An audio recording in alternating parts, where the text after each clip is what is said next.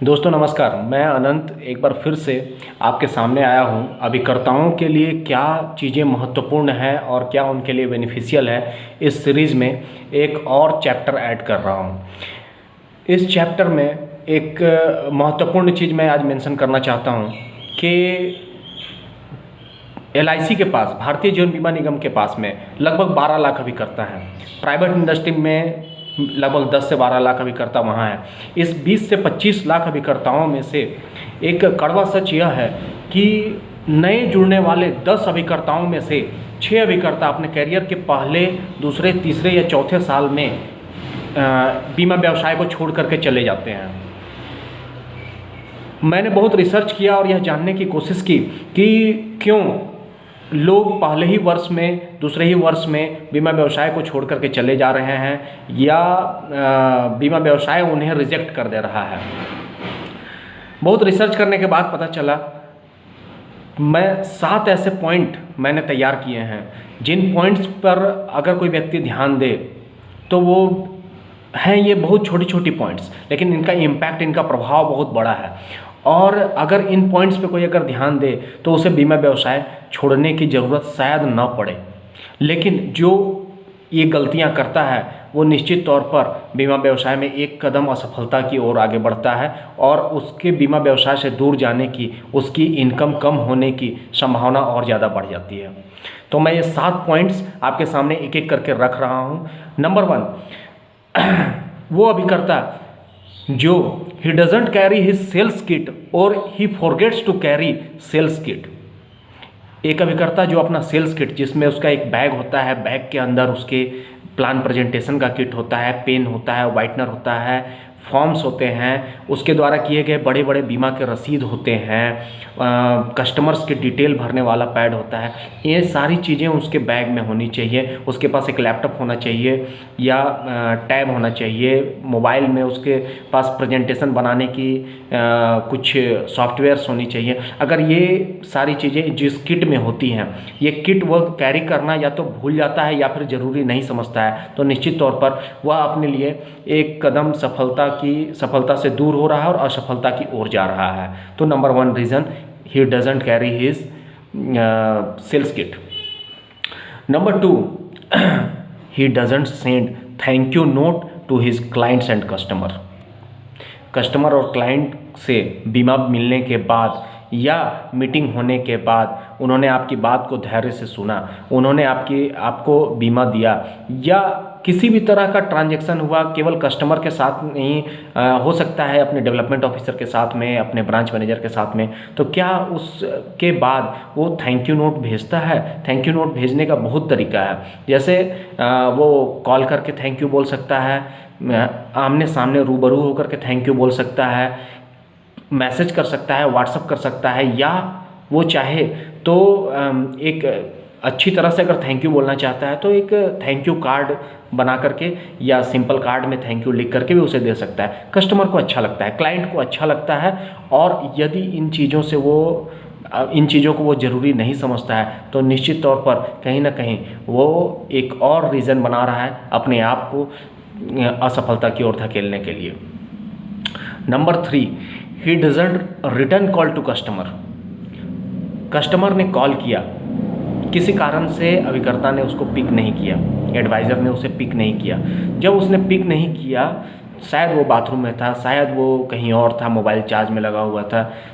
बाद में फिर जब उसने उसमें मिस कॉल देखा तो क्या उसने कॉल बैक किया, या उसने सोचा कि चलो ठीक है, कॉल तो आते ही रहते हैं? अगर उसने कॉल बैक किया तो ये उसकी प्लस पॉइंट है। अगर उसने कॉल बैक करना ज़रूरी नहीं समझा तो निश्चित तौर पर ये एक उसके लिए नेगेटिव पॉइंट बनेगी और कहीं ना कहीं ये भी एक रीज़न बनेगा उसको असफलता की ओर धकेलने के लिए। बातें छोटी छोटी लग रही होंगी, लेकिन इन छोटी छोटी बातों का बहुत बड़ा बड़ा इम्पैक्ट होता है, छोटी बातों का बड़ा impact. Number 4, he keeps his on profit over customers profit. क्या वो अभिकर्ता, वो एडवाइज़र, वो फिनेंशियल प्लानर जब भी अपने कस्टमर से बात करता है तो अपने प्रॉफिट को कस्टमर के प्रॉफिट के ऊपर रखता है? हमेशा अपने फ़ायदे की बात सोचता है। अगर वो अपने फ़ायदे की बात सोचता है तो निश्चित तौर पर वो कस्टमर को उस चीज़ का आभास होता है और कस्टमर कहीं ना कहीं आपसे दूर होगा, या आपके स्वार्थ की झलक जब दिखेगी तो कस्टमर जो है आपसे बिजनेस करना पसंद नहीं करेगा, वो क्लाइंट आपसे बिजनेस करना पसंद नहीं करेगा।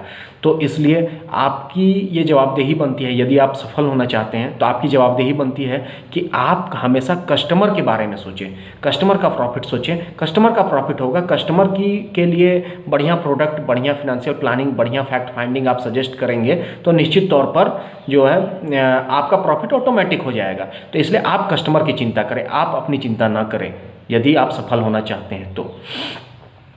Number 5, he doesn't care about any special day of the client.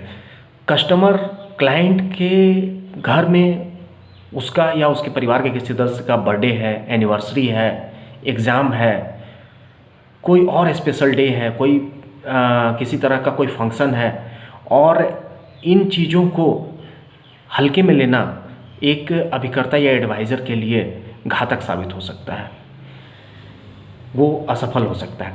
Customer के किसी भी स्पेशल डे को और ज़्यादा स्पेशल बनाने की जिम्मेदारी अभिकर्ता की होती है। अभिकर्ता को चाहिए कि उस स्पेशल डे में अगर हो सके तो कस्टमर के घर पर जाए, उसे विश करे, गिफ्ट दे। यदि संभव नहीं है तो कम से कम याद रखे और उसे फ़ोन पर ही विश करे, मैसेज के थ्रू विश करे।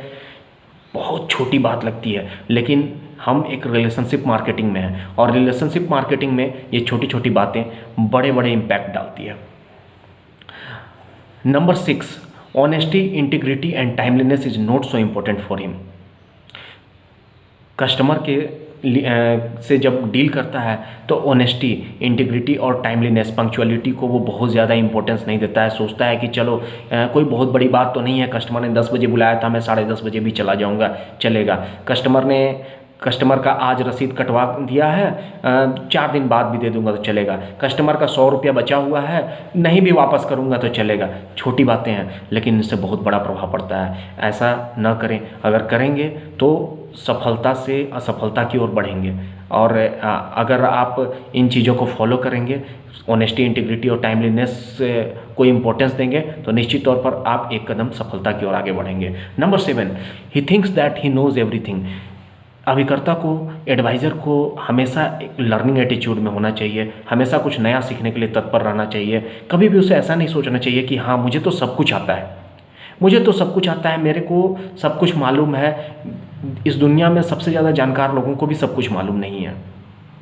हमेशा एक सीखने की प्रक्रिया एक सतत चलती रहती है और उसे तो और ज़्यादा सीखने की ज़रूरत है। अगर जो अभिकर्ता ये सोच लेता है कि हाँ मुझे सब कुछ आता है, मुझे ट्रेनिंग में जाने की क्या ज़रूरत है, मुझे अपने डीओ से सीखने की क्या ज़रूरत है, मुझे अपने घर के किसी और सदस्य से सीखने की क्या ज़रूरत है, अगर वो ऐसा सोचता है तो निश्चित तौर पर वह एक कदम असफलता की ओर आगे बढ़ रहा है। उसे सफलता की ओर आगे बढ़ना है तो उसे सीखना पड़ेगा, कुछ ना कुछ सीखते रहना पड़ेगा। इन 7 पॉइंट्स के अलावा मैं आपको एक बोनस पॉइंट भी देना चाहता हूँ। He never cares about his own character and goodwill। अभिकर्ता कितना भी नॉलेज रखता हो, अभिकर्ता कितना भी स्मार्ट हो, अभिकर्ता कितना का अपीयरेंस कितना भी अच्छा हो, लेकिन अगर उसका कैरेक्टर और गुडविल अच्छा नहीं होगा तो निश्चित तौर पर इस इंडस्ट्री में वो काम नहीं कर पाएगा। इस इंडस्ट्री में काम करना तभी संभव है जब कस्टमर की नज़र में उसका कैरेक्टर और गुडविल अच्छा हो। श्री राम और रावण के युद्ध में एक बहुत अच्छा प्रसंग है कि जब रावण को श्री राम ने नाभि में बाण मार करके और उनको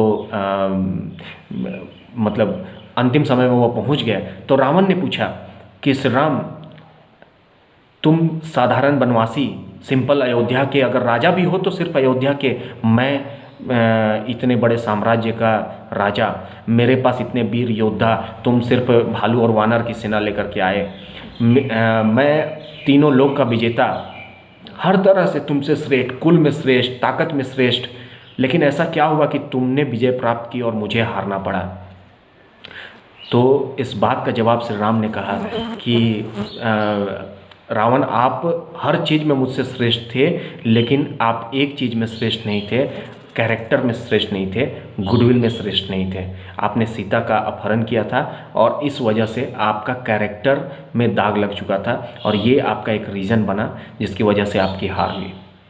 इन कहानियों से सीखने की ज़रूरत है कि जब भी आप एक अभिकर्ता के रूप में कार्य कर रहे हैं, एक फिनेंशियल प्लानर के रूप में कार्य कर रहे हैं, तो आपको अपने गुडविल और कैरेक्टर का पूरा ख्याल रखना है। तभी आपकी बाकी सारी क्वालिटीज़ भी निखर करके आएंगी और कस्टमर आपके सामने बैठेगा, बातचीत करेगा और आप उसको समझा पाएंगे, उसकी फिनेंशियल प्लानिंग कर पाएंगे।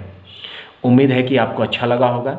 इस वीडियो को मैं अपने यूट्यूब चैनल में भी अपलोड कर रहा हूँ और अगर इस वीडियो आपको अच्छा लगा हो तो इसे लाइक करें, चैनल को सब्सक्राइब करके बेल आइकन को दबाएं हमसे जुड़े रहने के लिए। थैंक यू, धन्यवाद।